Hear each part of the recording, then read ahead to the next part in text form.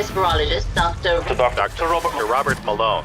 How can we ever trust these organizations? How can we ever trust our governments? If folks are thinking that this is all over and it was just some benign mismanagement, I've got a bridge in Brooklyn to sell them. When the next pandemic comes, and it will, we're all really conditioned. If anybody said the word lockdown now, everyone knows the drill. And because of the psyops and the nudges now, when they want to do it again, most of the population will be so conditioned, even subconsciously, to snap back in line. There are people who are vaccine injured, and they have not been allowed to speak. They've lost their jobs, they've lost their livelihoods. I strongly encourage that we acknowledge these individuals. We work together in helping to discover and identify potential treatments and therapies so that they can be made whole and that they be compensated for the damages that they've incurred as a consequence of the policies that have been implemented. If people aren't willing to say this was wrong, if they're not willing to stand up for their rights, then this will become the new normal, as it already has. I spend most of my day talking about these issues, and we talk about property rights, and then lately I've been talking about digital property rights. Owning your digital property, which could mean your medical records, could mean your identity. And without property ownership, at the end of the day, there is no freedom. The good news is that at least we're seeing the threat and talking about it. Yeah, I hope people are listening now and are prepared. If you care about yourself and your children, it's time to get engaged and wake up.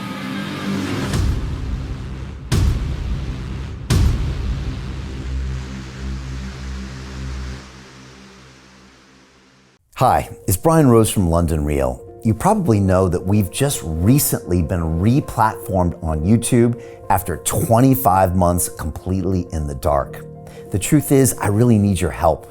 What I really need you to do is click on that subscribe button right now, like this video, and maybe even leave a comment or share the link with friends. We're really fighting against an algorithm that's tried to keep us quiet for so long. And the more subscribers we have, the more people watch our content, the better guests we can bring you, the better content, and we can continue transforming lives. We've been doing this for 14 years now. I want to do this for another 14 years, but I really need your help. So click on that subscribe button, like the video, leave a comment, share this, and we're going to continue to bring you more and more great content. Thank you. This is London Real. I am Brian Rose. My guest today is Dr. Robert Malone, the internationally renowned physician, virologist, immunologist, biochemist, and author. You are credited as the original inventor of mRNA delivery and vaccination as a technology, and has spent much of the last 40 years working on vaccine development with extensive experience in drug repurposing for infectious disease outbreaks. You have submitted almost 100 scientific peer-reviewed publications and have been invited as a speaker at over 100 conferences. More recently, you have been subjected to censorship and defamation because you have criticized the U.S. government for its methods and standards of bringing vaccines to market in a safe and effective manner. You ultimately believe that we must demand transparency from our governments and big pharma, and that no person with facts or evidence should be denied the right to challenge, debate, or protest. Because of the real threat of censorship, can everyone watching this please share it to all of your contacts, social media channels, and Telegram or Signal groups before it gets taken down? And of course, the full unedited and uncensored episode will always be available at londonreal.tv/Malone. Doctor, welcome back to London Real. Hi, Brian. How are you doing? I'm great. Good to be here. I'm great. I think last time you were here, you were in London. It was just over 3.5 months ago. And, every time I blink, it seems like you have a whole host of new things to talk about. And, I don't know where to start, but I think I'll start by jumping in at the thing that maybe has me most concerned, and that is this pandemic preparedness treaty that we've seen the WHO talking about, and you've been trying to break it down and give exposure to this plan. When I read it, I mean, it seems very dystopian and gives me flashbacks to some of my guests that told me about this dangerous future. Maybe for people that haven't really even heard what this is, can you break down what it is, why it's on your radar, and maybe what we should be doing about it? So just to start, we actually have twin initiatives being advanced at the World Health Organization and its affiliates at the United Nations. Those would be the Pandemic Treaty, Pandemic Preparedness Treaty, and the International Health Regulations updates, technically, which were proposed by our government, our Department of Health and Human Services, as a modification of the existing international health regulations, which have largely been up to date, up to the current date, optional or suggestions provided by the World Health Organization. The proposal that I've heard is that the enforcement arm for these new initiatives, by the way, would be the World Trade Organization. So the teeth behind the jaw here of Mr. Tedros would be, and his colleagues would be, the potential for economic sanctions on a nation state or a region or a populace should they not comply with the edicts that would emerge from this clearly globalist captured body that we call the World Health Organization that has a very large fraction of its funding coming from the Chinese Communist Party and from the Bill and Melinda Gates Foundation, among many others. It's important to understand just as background, and I've been aware of this on a very personal level from my time when I was working with New Link Genetics in the U.S. Department of Defense to advance an Ebola vaccine that we eventually sold off to Merck and became the licensed Merck Ebola vaccine. The World Health Organization has become increasingly dependent on, let's call it, private donations. What that computes to is that, for instance, in our case, when the GSK vaccine product for Ebola started faltering, and it became clear that this small independent company based in Ames, Iowa, that had acquired the Canadian-developed Public Health Agency Canada-developed vaccine product became the leading candidate, we were approached by the then Director General basically with a very clear-cut advocacy that now that we were the leader, we should make a large donation to the World Health Organization. It was basically a shakedown. The WHO relies on not just donations from nation states or from non-governmental organizations, but increasingly from pharma. And one of the ways that that game is played is that since they have a lot of open offices and unfilled need for full-time employees, what's done is that pharma will contribute FTE sponsorship to the World Health Organization, have a hand in choosing the personnel selected to fill those positions. And then those people function in a dual agency manner where they're representing the interests of the pharmaceutical sponsor as well as the interests of whatever they've been tasked with at the World Health Organization. So we can go on and on about the corruption within the WHO. It's well documented. And just to kind of put a capstone on that, I remind the audience of the fiasco that was the global health emergency associated with the monkeypox virus, which clearly demonstrates the arbitrary and capricious nature of Mr. Tedros' leadership when he first convened a group of scientists to evaluate whether or not there was a world health crisis associated with monkeypox. They determined that there was not. So he changed the composition of the committee and then reconvened it for another opinion. And that opinion came down as as I recall, 9-6 vote against declaring it a public health crisis or emergency. At which point, Mr. Tedros Ghebreyesus, doctor, determined that this was a tie, 9-6.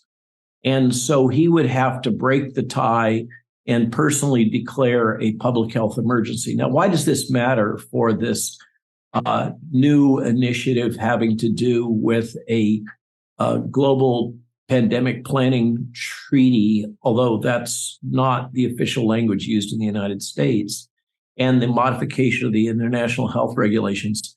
This new language in both of these documents would basically give to Mr. Tedros absolute authority to declare a public health emergency and to determine what the measures should be taken to mitigate that public health emergency. There's no constraints on what would constitute a public health emergency. So this would be whatever Mr. Tedros at the moment considers to be a public health emergency. Maybe London has a public health emergency of too many Indian food restaurants. I don't know. It's whatever he determines. In the United States, of course, we're very concerned that he would determine that there was a public health emergency of gun violence and mandate actions that would be contrary to the First Amendment of the Constitution or Second Amendment of the Constitution. So what we have are a set of documents that are proceeding through various World Health Organization committees and also national oversight committees having to do with augmented authority and power and basically conceding sovereignty to a internationalist body that has treaty relationships and funding relationships with the World Economic Forum, Pharma, Bill and Melinda Gates, CCP, et cetera, as I mentioned. And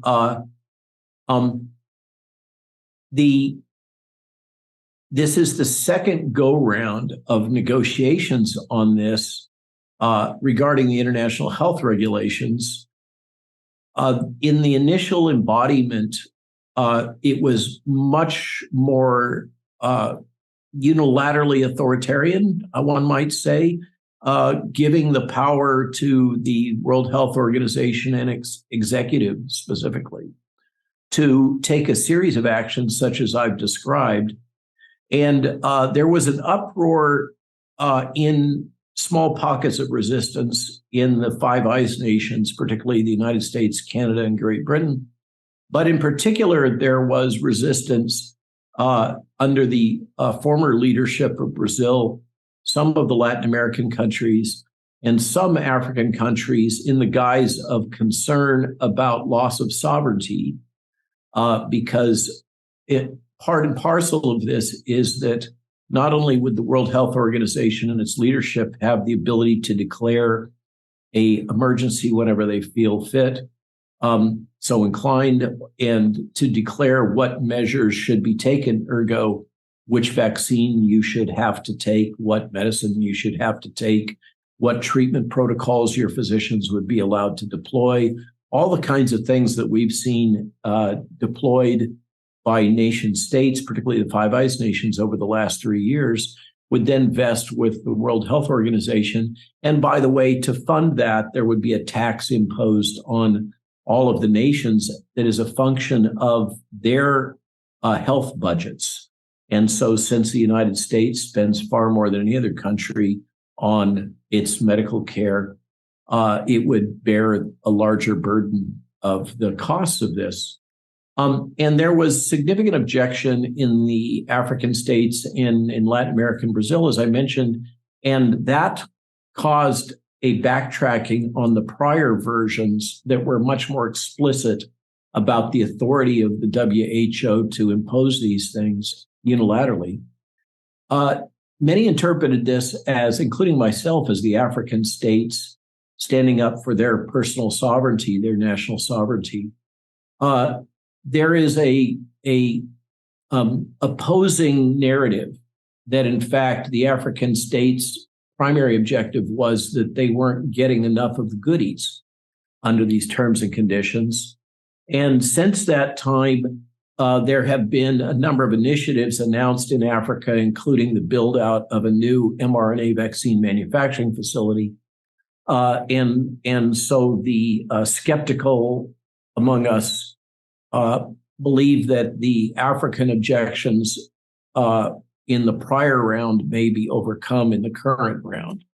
So we may not be able to rely on that as we did previously. So in sum, we appear to have a sort of a power grab that would be the pessimist version of this by a internationalist organization that has, I think most objective eyes would say, grossly failed in meeting its mission over the last 3 years.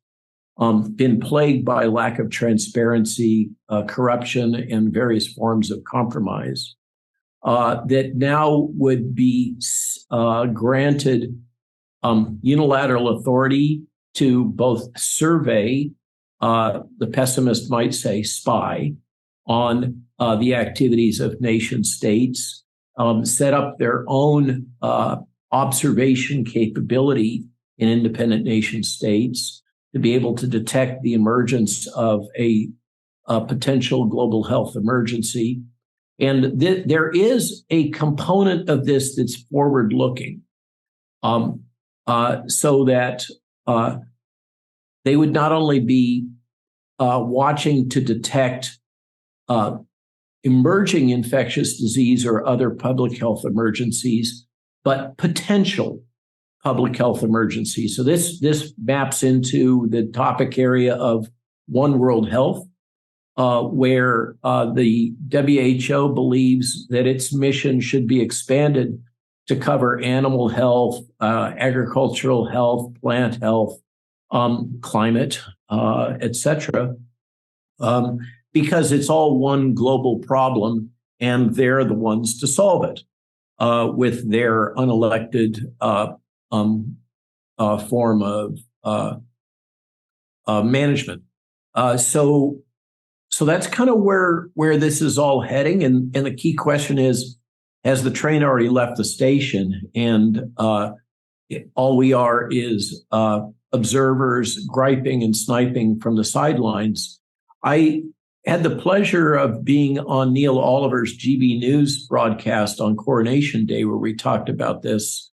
And of course, because GB News now is scared of its shadow in the form of the BBC censorship organization, or national, I guess it's the National Censorship Board. I don't really understand this, but there it is. You guys seem to be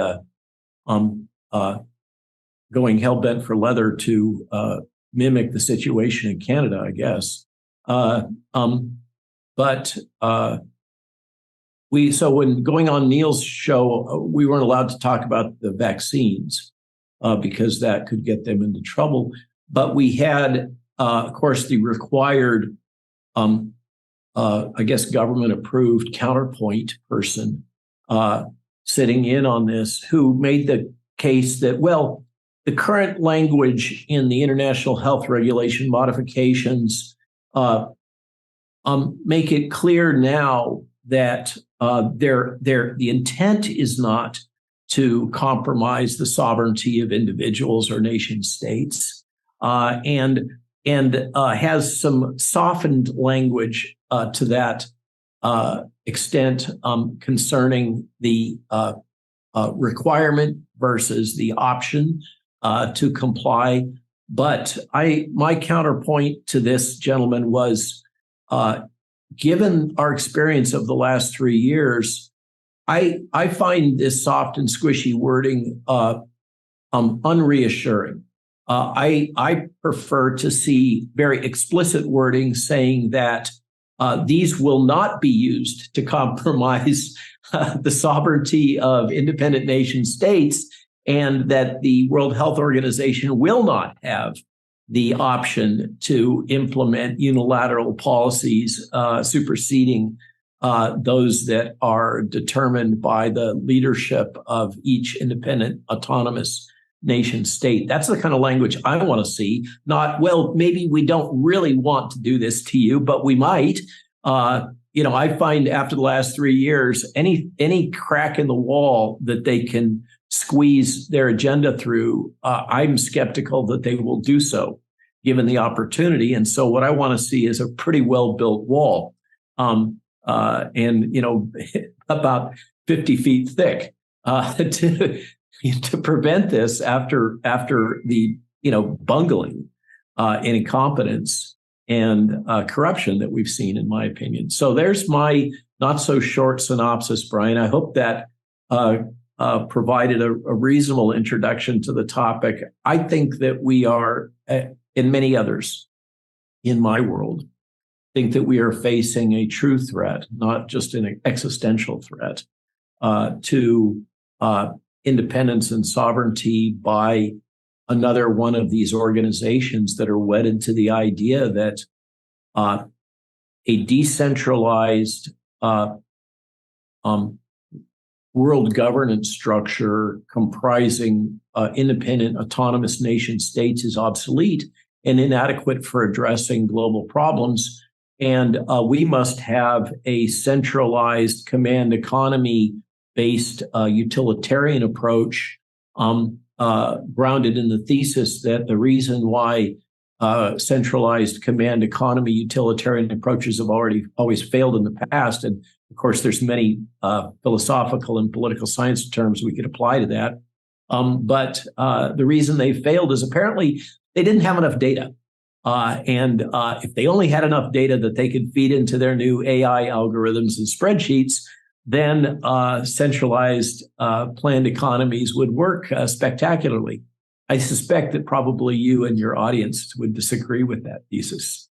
Yeah, well, I got a real crash course in what the WHO is and was kind of in April 2020. And I'd say maybe most of the world doesn't know much about it. It's got an amazing sounding name, the World Health Organization. And when you first heard about it back in 2020, you just assumed they knew what they were doing.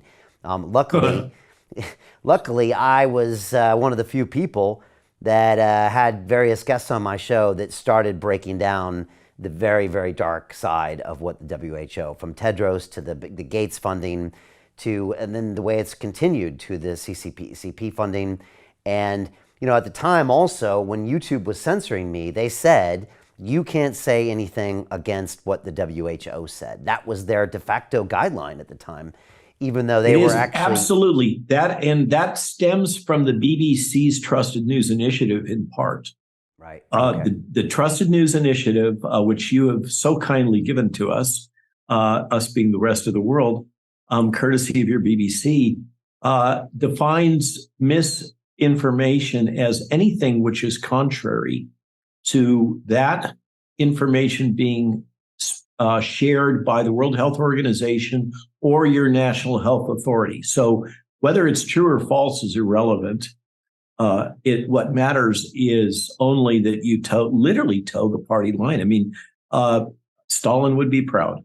Yeah, it's flabbergasting. All you have to do is look into it briefly. And again, the BBC were ultimately responsible with getting us, banned on YouTube, because they were actually watching my massive live broadcast on April 6th. And it was actually them that called YouTube out that ended up getting that video pulled. So which is odd, because I didn't think they were a policing organization, but they kind of... Silly you. Yeah. They kind of self-appointed. They've recently upped their game now, haven't they? Yeah. With this new initiative. It's pretty incredible when you go deep here, and it gets dark very fast. And again, you can go deeper down the rabbit hole and look at the way that they even went to check out the Wuhan lab and just a half-assed investigation by the WHO there, and all the links. I mean, it's downright shocking when you get into it. So the fact that this organization would be taking away sovereign decisions based on the whim of a single individual who's clearly been compromised by various types of funding and special interests, it's something we all want to be aware of. And then, Robert, when you talk about how they can quickly add in climate or any other quote unquote threat or disaster to it, and then you see these 15-minute cities, and then you see too many pubs in Britain. We've got to do something about alcoholism. Right. I mean, all of a sudden you can see how it can be used to control the population. And then when you dive into your sovereignty initiative and you look at the rise of CBDCs, and then what, again, China's doing with the social scores and the monitoring and the facial recognition and the 5G, you can quickly see how the last lockdown in 2020 and 2021 is child's play compared to what could be happening in the future, where, you know, you won't even have a choice, perhaps, because everything will be suspended and you might not even know what the hell is even going on. Well, and now suddenly the Tom Cruise kind of future dystopia of Minority Report looks prescient. Yeah. And specifically in there to remind people, like, what are you seeing there? That control of information, that watching of everybody. Yeah.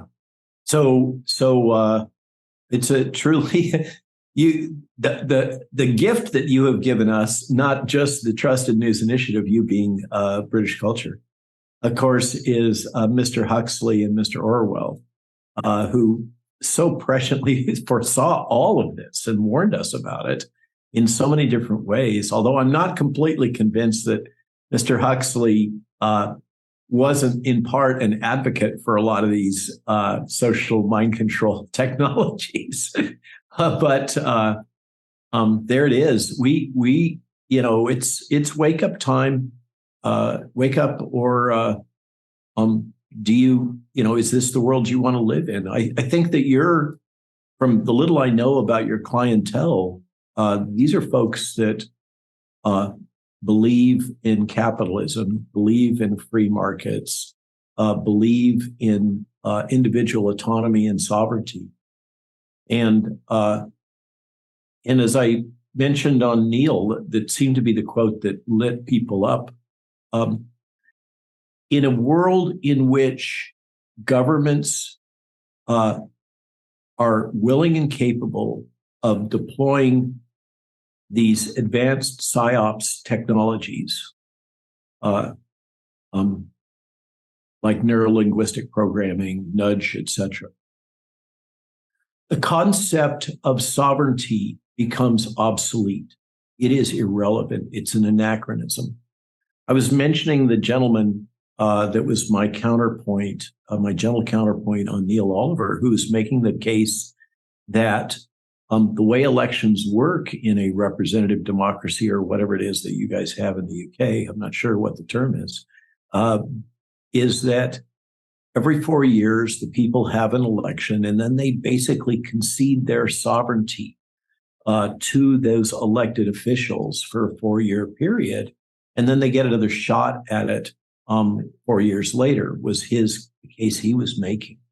And that during that interim, the government operates with relative autonomy and authority to act in whatever fashion it deems appropriate. In a world in which these advanced psychological manipulation technologies are governments are willing and able to deploy them, 4 years is plenty long enough to convince the majority of the population that the Earth is flat and the moon is made of green cheese. This is extremely dangerous, because even though it may be that 5 or 25% of us who value our freedom are aware or awake of what's going on, that does not constitute an electoral majority. The vast majority of the population is readily manipulated by fear, as we've seen, and many other methods, and will go along with the authority figures quite readily. And where does that leave the likes of you, me, and those of us that are cut from the same cloth? I'm concerned that over the shorter term, we are facing some considerable challenges to our ability to live in a world that we have taken for granted. It's interesting because a lot of people aren't thinking about this anymore because they're traveling freely, they're not wearing masks, et cetera, et cetera. And, my guest back in 2020 reminded this kind of totalitarian tiptoe where they kind of take a lot of freedoms away and then give some back. And now we're all really conditioned. If anybody said the word lockdown now, everyone knows the drill. And if everyone knows the QR code and they know this, so we've all been kind of conditioned to a lot of these expectations.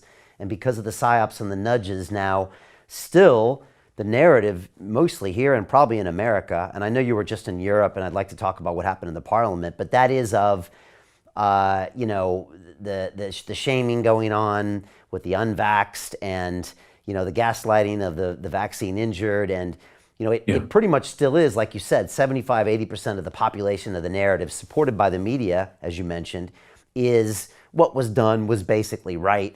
And, you know, when they want to do it again, most of the population will be so conditioned, even subconsciously, to snap back in line. And but I would say most people are walking around thinking that will never happen again. Good luck on that.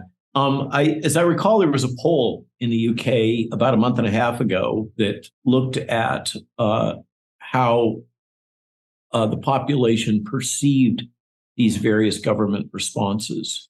And just before that poll came out, I had the pleasure of speaking with Nigel Farage in a couple of different venues, including CPAC. And then, of course, when I visited you, I visited him also.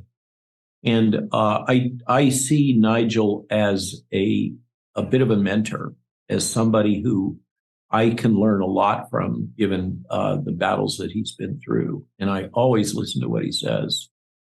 He was making the case that the one clear government overreach that was undeniable was the lockdowns. And he was recommending that people, for political reasons, don't focus on the jab and the consequences and the toxicities and all that, because we can go around and around and you can pick your data, I can pick mine. But rather, we should focus on the lockdowns because that was unequivocal. And then a poll came out from the UK, as you probably remember, that I think it was Nigel's comment. I'm not sure if he was the one that made the observation that based on this poll, if lockdown was a political party in the UK, it would win the next election hands down and control the parliament. The British people, as you point out, have been clearly conditioned to believe a falsehood that the lockdown policies were safe and effective, when in fact they were enormously destructive, both life, property, freedom, education. We can go on and on and on. They were just, and no surprise, it was well embedded in the literature previously that lockdowns were not a solution to a public health emergency that now we also see in retrospect was overplayed, that it was not, I like to say, just by, to help people think about things.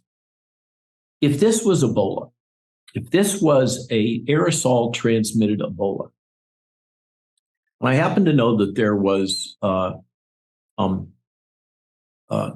game scenarios played out during the original West African outbreak, that if this was to become an aerosolized Ebola, we would see over 1 billion dead globally. And of course, Ebola is a nasty death. That did not manifest, thank God, and probably never will. Let's hope. But for the sake of argument, the truth is that the Merck Ebola vaccine that I helped work on is a nasty piece of work. You feel like you feel pretty miserable after you take that vaccine. Joint aches, fevers, all kinds of stuff. Okay, it's a nasty vaccine. In our business, the slang is it's hot, and people would line up to take it. If we had an Ebola-like outbreak that was truly a major global health threat of the type that was promoted, that we were told that this was going to be, people dying in the streets, mass graves, freezer vans full of bodies, blah, blah, blah, blah, blah. All that stuff that we saw that was hyped, that we now know almost all of it was propaganda. But if that had really been the case, we would not have needed mandates. Even if this is a partially effective vaccine, turns out it's not really effective for much of anything. We're down to arguing about whether or not it has any benefits for long-term sickness, and death. But the data aren't even supporting that. But you would not have had to employ these methods if you had a true major pathogenic risk.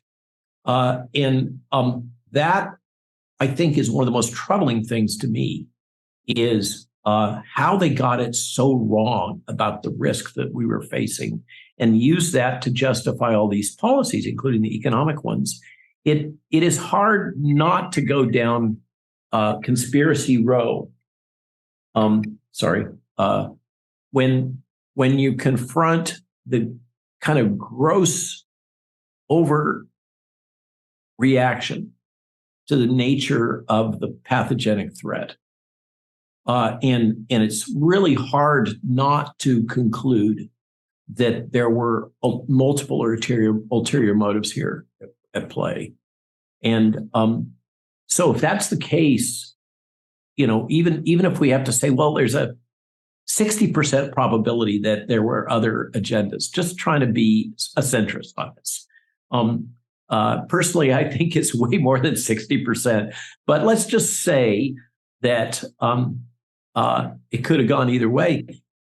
Even if that's the case, how can we ever trust these organizations?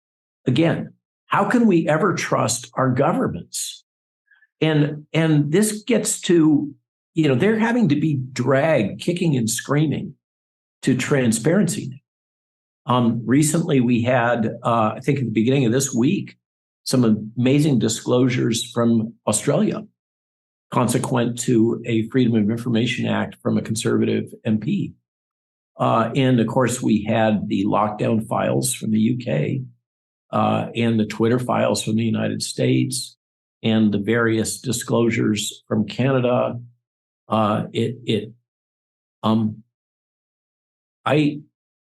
If folks are thinking that this is all over and it was just some benign mismanagement, I've got a bridge in Brooklyn to sell.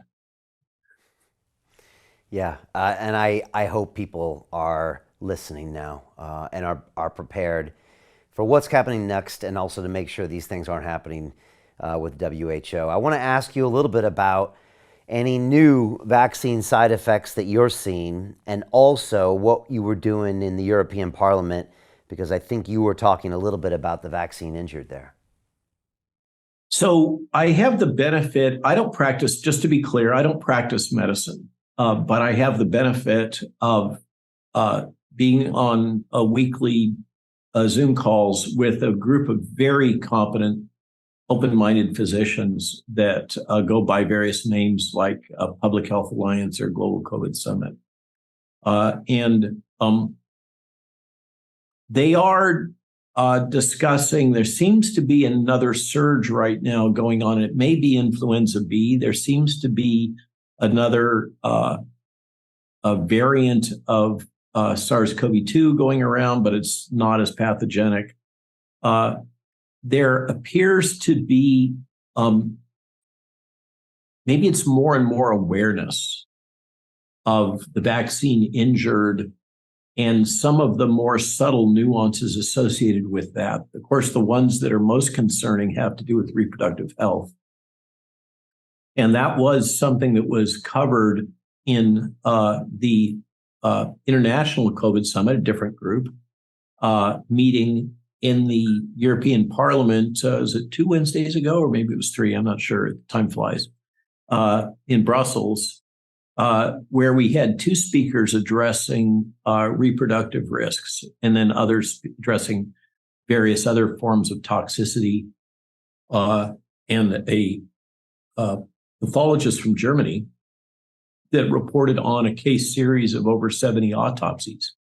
As you'll recall, there have been major impediments to doing what is the classical quality control process in medicine, which is the autopsy.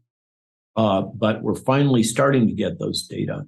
Let's start with the autopsy data first. One of the things that I found most striking was this, we've all heard about the blood clots And clearly, the spike protein interacts with ACE2 and TMPRSS. These are critical pathways in regulation of a bunch of biologic processes. And so it's no surprise that spike is a toxin. It's directly toxic. It's neurotoxic. There are many neurologic side effects that are being disclosed. But in one of the things that I had not seen previously that is being shown in this autopsy series is the damage to the small fiber bundles in skin that is widespread in these patients that have been vaccine damaged. And so there seems to be a widespread loss of basically skin integrity, the fibers in skin. And this causes accelerated aging is the gross appearance that you see, but it has a lot of other implications. So that was a new one. Male infertility and male reproductive consequences was highlighted. And one of the things that I had never thought about that was brought out is that both the virus and the vaccine via spike are, the spike antigen that goes systemic, are affecting vascular flow in male reproductive tissue, which is, of course, important for a variety of things that we don't need to go into, but is self-evident. But, that's all about blood pressure. But what I hadn't thought about is that it's also altering temperature in gonadal tissue, which is crucial for maintaining integrity of sperm manufacturing. So this is one of the reasons why men have the anatomy and males have the anatomy that they have with their reproductive tissue, where it's outside of the body and can have its temperature more carefully regulated. So there's that. There's sperm count issues. In the female infertility, there's a growing wave of concern and documentation supporting the long observed alteration of menstruation and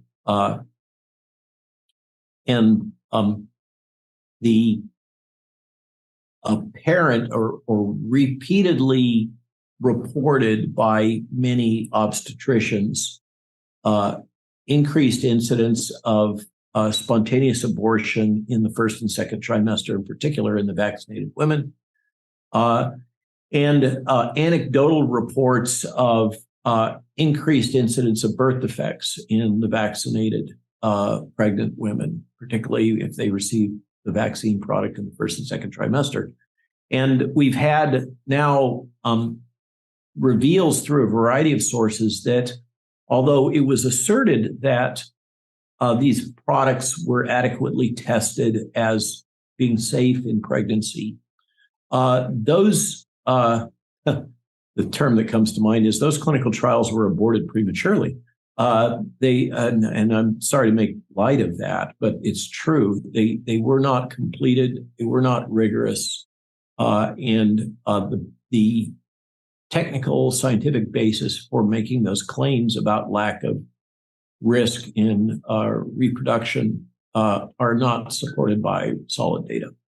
And now we have increasing information coming out in ways, it's coming out largely through anecdotal reports from practicing obstetricians and pediatricians, because this is still a highly sensitive and censored topic.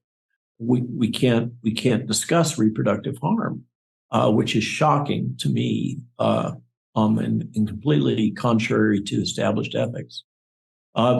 So the reproductive, and then we have the additional log on the fire from this young gentleman from Pfizer. I don't remember if we discussed it during my prior visit with you. This is the James O'Keefe, before it's actually what caused Project Veritas to blow up, quite literally. I was fortunate to have dinner with James O'Keefe 2 weeks ago down in Southern California. And he told us a lot of the backstory of what had happened. And absolutely, this was triggered by the success of that sting operation on that Pfizer executive. What was buried, many people did not appreciate. I think it was in the third tranche of. To continue watching the rest of the episode for free, visit our website londonreal.tv or click the link in the description below.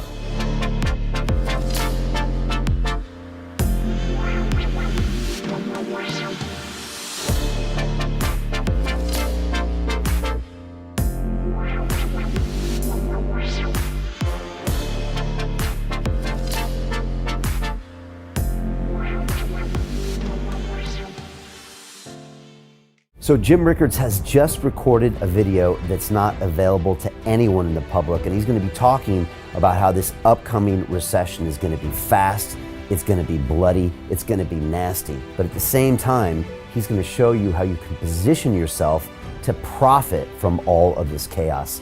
Now, we've made this video only available to our viewers. Go to londonreal.tv/Jim.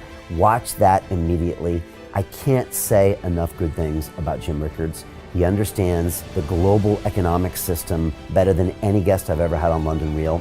His predictions are almost uncannily true, and you can learn how to profit from his vision, from his expertise, and his understanding of economics. So go to londonreal.tv/Jim or click the link below. It's an excellent, excellent look on what's going to happen in the future and how you can position yourself to profit from that. Jim is one of the best in the business, one of my favorite guests on London Real, and he's very, very good at predicting the future and showing us all to profit from it. So click the link, and I hope you enjoy. Hey, it's Brian Rose, founder of the DeFi Academy. I've told you my 4-week crypto bootcamp is amazing, but don't take my word for it. This is what my students are saying. The DeFi Academy was an amazing experience for me. It took me totally out of my comfort zone. In this course, I was challenged, I was held accountable, and pushed to do things that honestly weren't always easy. It's been phenomenal, and I can't believe we're already up on our 4 weeks. It has flown by. Going through this DeFi accelerator by far was one of the best courses I've taken. You do this course, you really get into the nitty-gritty of the activities that will make you comfortable with decentralized finance. Thank you so much to Brian and everyone at London Real and the DeFi Academy for even putting together an amazing course like this. Anybody else that wants to do it, please sign up. It is well worth the money.